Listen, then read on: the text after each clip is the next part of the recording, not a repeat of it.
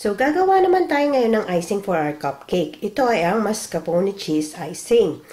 Ito ang mga sumusunod na ingredients. Whipping cream, mascarpone cheese. Kung wala kayong mascarpone cheese, pwede kayong gumamit ng soft cheese.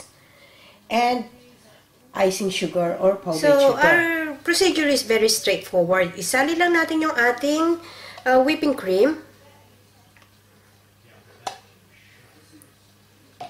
At yung ating powdered sugar.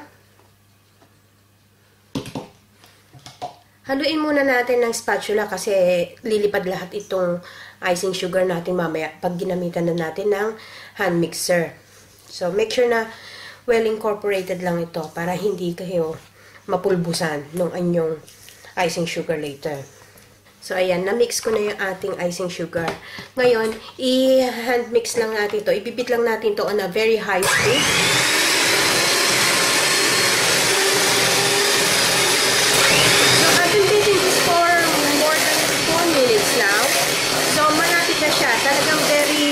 Thick na. See? Medyo nasa soft thick stage na tayo.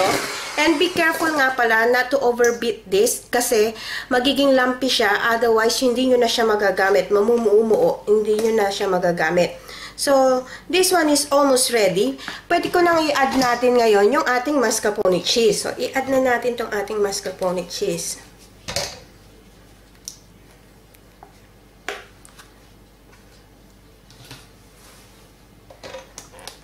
And then, mix it again.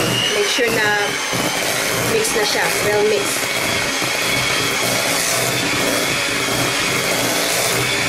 This one is almost ready.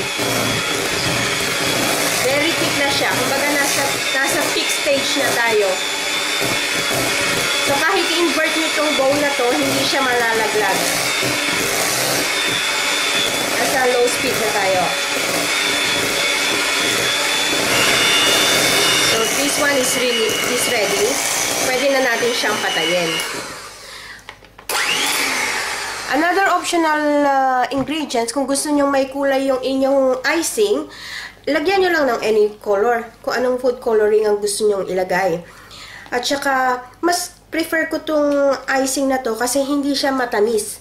Hindi katulad ng mga buttercream na talagang sickly kasi masyado ko natatamisan. So, another optional ingredients, kung gusto nyo, dikdik kayo ng Oreo, isama nyo rito. Parang cookies and cream ang dating. So, if i-fridge lang natin to for a minimum of 1 hour bago tayo mag-piping.